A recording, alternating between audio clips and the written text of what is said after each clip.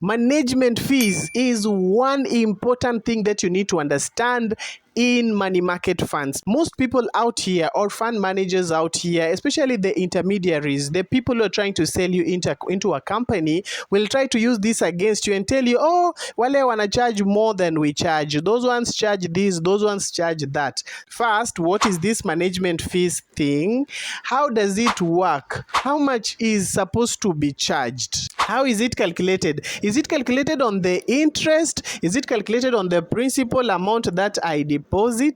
Who gets to benefit from these management fees? And how is it calculated? And in this video, I'm going to help you understand all those questions. So I ask you to get to watch this all the way till the end. It is for your own good. And if this is your first time, by the way, getting to watch any of my videos, or perhaps you've watched these but are yet to do the most important thing, please let today be that day when you press the subscribe button and join this fast growing community of MoneyVersations.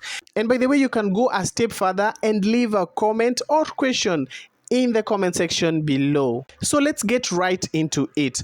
What are management fees? This is where the fund manager or the company that is investing money on your behalf gets to make money from.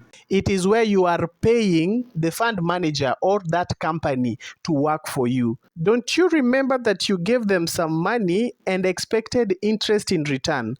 So definitely they were not just taking your money for a ride and then give you back all the money and miraculously they get to make money in their own ways. No, this is how you get to pay them. This is the salary that you pay the fund manager for doing the work for you. Who gets to benefit from this money that you're giving them? By paying the fund manager the management fee, remember, I've already spoken that there is a fund manager, there is a custodian, there is a trustee, and then perhaps there is an intermediary, someone in between who connected you to a specific company or a financial advisor or an agent, whatever they were. But that's not always the case because nowadays we do these things online and you get to go straight to the fund manager. But then how is it charged? How much is it supposed to be? Most of the companies out here do charge anything between 1% to 3.5 or 4% in some extent. All these people that I've listed in this, they need to be paid for the services that they offer. So through the management fee, that is how they get to be paid.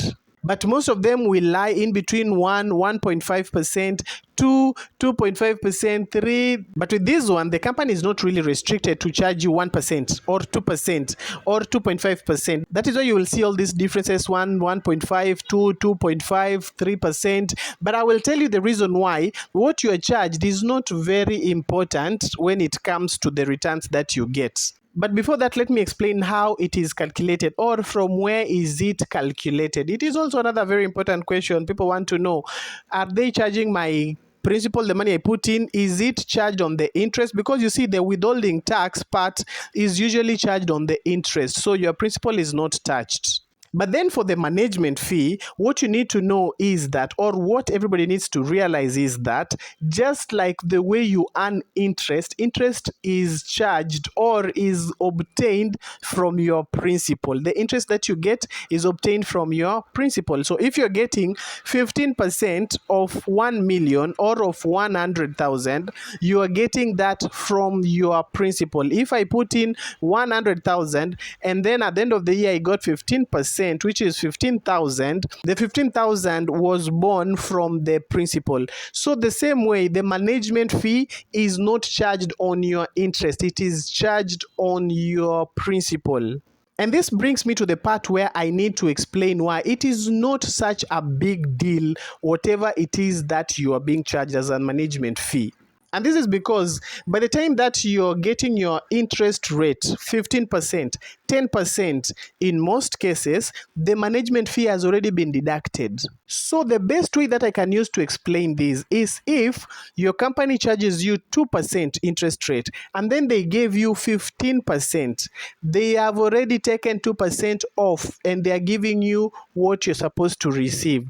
Therefore, the return should have been something like 17. They are taking the 2% off as their management fee and then they left you with your 15%. And this is why I tell you that it is not a big deal. So by the time your company charges you 2%, mine charges me 3%, but then yours gives you 10% return on investment, mine gives me 15%. I still made so much more money than you. The only time management fee can be a problem is when interest rates are zero or interest rates are negative. Because either way, the company needs to take management fee. That is why investing in things like equities, balanced funds are very risky. Even when you're getting negative, they still take away their management fee. That is why money market funds stand out and give you a better chance to increase, to accumulate, and to grow your money. So by understanding that, it has already been charged before it gets to your interest rate, you will not have anything to worry about. And that is management fees for you. See you in the next video.